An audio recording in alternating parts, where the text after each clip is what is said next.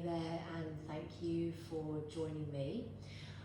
You are going to need a block today, please. Make sure if you don't have a block, make sure you've got a thick set cushion or a book. We're going to spend pretty much this practice using a block if you use one for a seated posture. Even if you don't, I would have one handy in case you need it. Come and just place your hands where they're comfortable, and you're going to sit up on the block. I always recommend hips higher than knees here. And just take a moment to get settled. We've been working over the last few months now on our chakra, balancing and aligning our energy epicenters, and we've actually worked on the two that are below the navel, which is your root chakra, right down deep where your pubic bone is, and sacral chakra, a little higher up, around kind of towards your lower back.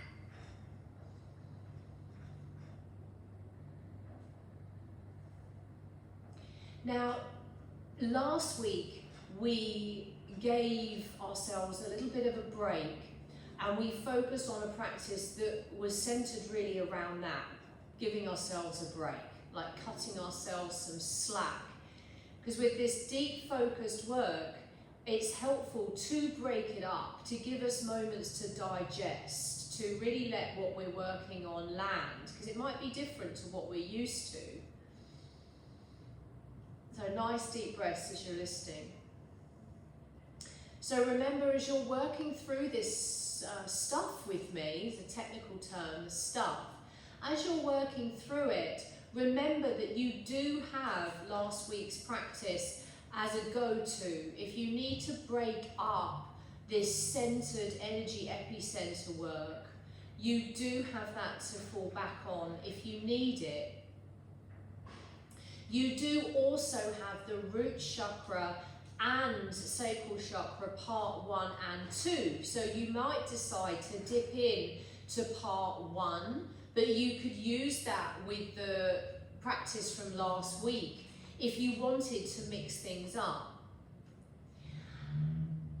And the reason I'm saying this is today we are going to touch on the next chakra. We will go up in an order, which is your solar plexus chakra, which we've done a little bit of work on before. We're going to start it very differently today. Just going to keep taking those nice deep breaths.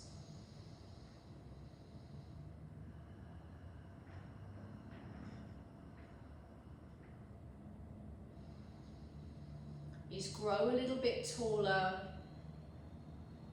Allow the tailbone to sink back and down, and notice if you slump when you do that. And let's just remind ourselves that the physical practice of yoga was established in order that we could find the real practice, which is this. Our ability, our body's ability to be still, to sit still without pain or discomfort in the joints, in the back. So if you do need to use your block, grab it now.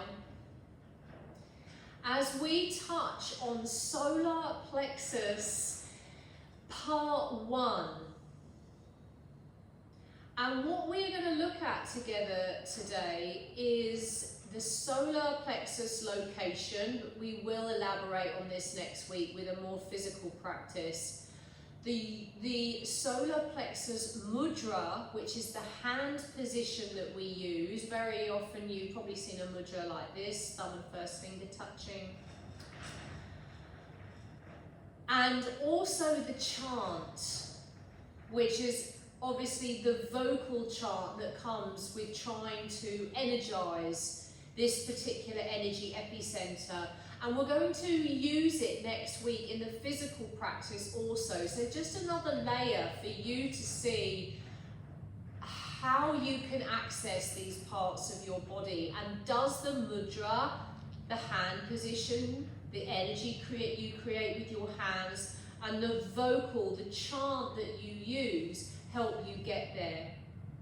So when you're ready, I'm going to invite you to bring either hand just onto your sternum, right in the center of your chest, and then just slide your finger down, right down through the center of the chest, till you get to that little soft spot, which is just underneath your sternum. You'll feel like there's big bony complex there. You go down just a little bit and it's a little soft spot just between the ribs underneath the sternum. Depends on the length of your torso, but maybe an inch or so above your belly button. And you could just, I like to bring like 3 fingers into that area. And with your eyes open or closed, just send a few breaths in and out of that area. Your solar plexus. I'm going to keep this very specific today. Remember, we'll elaborate more next week.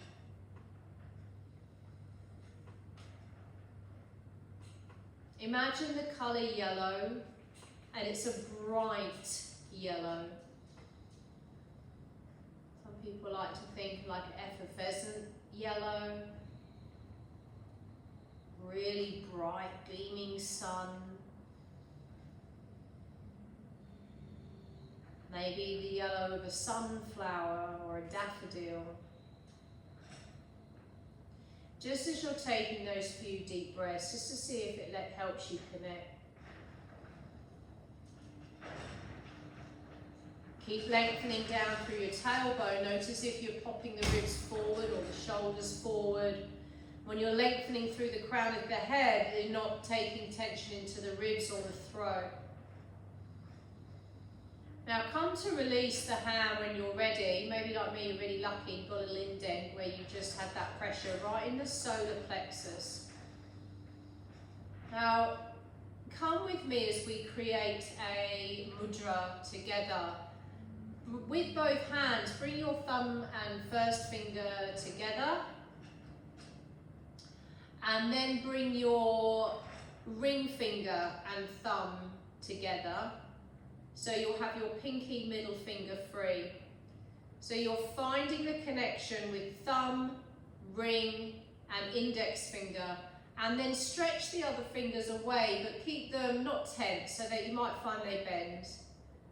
And then just come to place the hands down onto the inner thighs or wherever they're comfortable. This is your solar plexus mudra.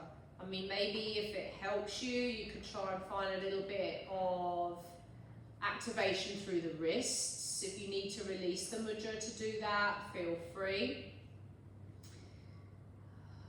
Index finger, ring finger, and thumb. Now we've peppered in a hand position that helps us connect to this solar plexus chakra. 3rd one up from the root chakra. Just in that soft spot, base of sternum, an inch or so above your navel. You're taking your breaths in through the nose and out through the nose. Unless you need to send some breaths out through the mouth, that's absolutely fine with me. Feel your tailbone lengthening back, your weight shifting back behind your sit bones.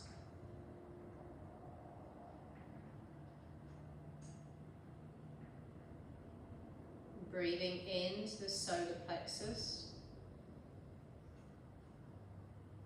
Breathing out as you feel a sense of softening down through the tailbone, but without slouching or the shoulders coming forward.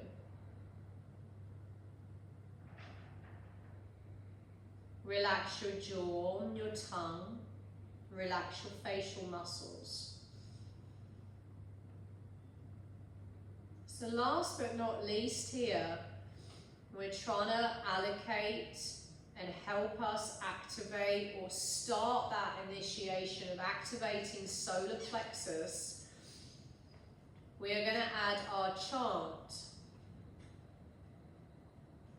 And our chant Keep taking your deep breaths as you're listening. You might find your culprit areas start to creep up on you when you're seated for long periods of time. These areas are the ones you need to really give your TLC to in your practice. It's a really good lesson to help steer us away from just playing into our strengths, but looking at where is calling for help. Mine is my upper left back / back of heart space, and it's achy. It's an achy feeling, but that's me. But what's yours? If you don't have one, good for you. If you're not sure, you might still be seeking it out, and it could be very subtle. So the chant, R-A-M, rum, rum. And this is the sound that we are going to make with our mantra.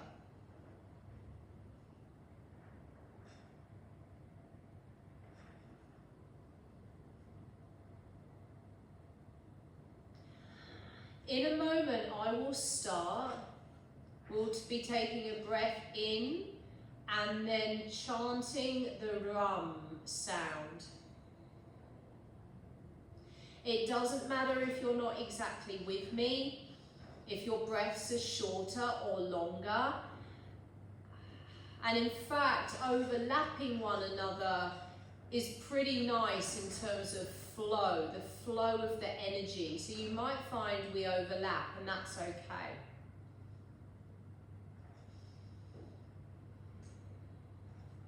Breathe in. On the exhale, rum.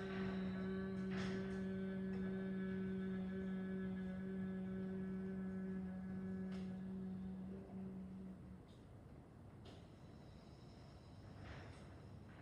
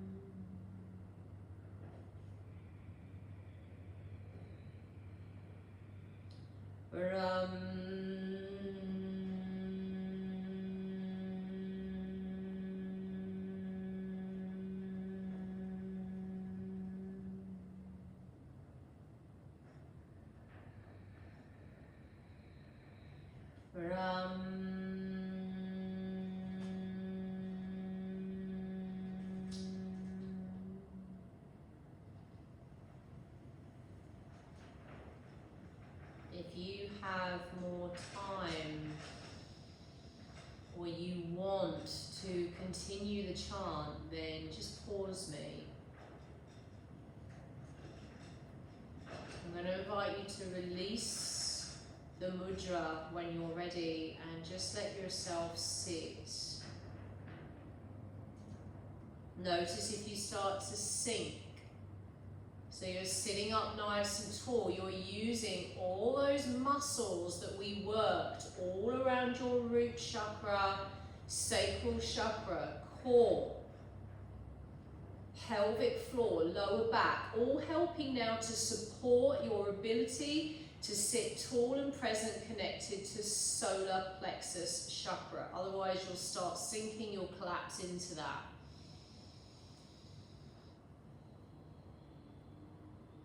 So we've practiced location, colour, mudra, and the chant.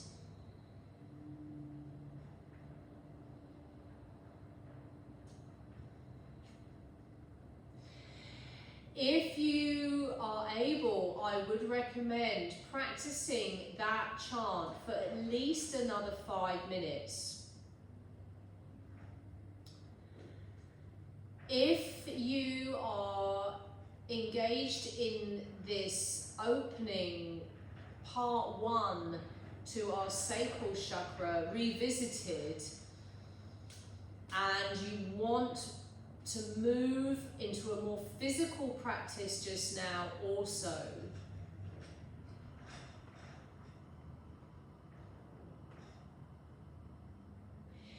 invitation to take any of the practices over the last couple of months, whether it's part 1 and 2, just part 1, just part 2, or whether it's just last week's practice where we cut ourselves that little bit of slack.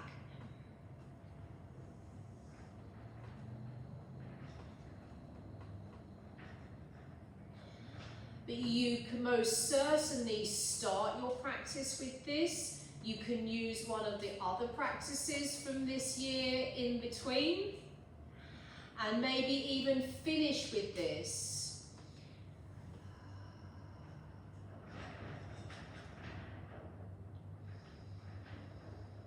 I would recommend giving yourself a shavasana, so when you have had enough, you would just gently come away from the block, pop it down to one side and gently lie down onto your back. Very specific here today, as depending on your feedback and your experience, adding the mudra and the chant could be something we look at as we navigate our way through the chakras this year.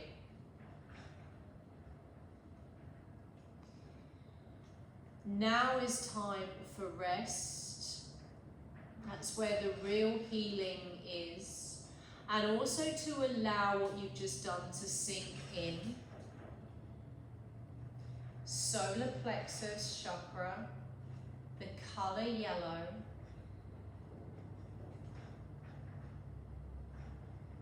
Supported by root chakra, sacral chakra, the only two that are beneath it.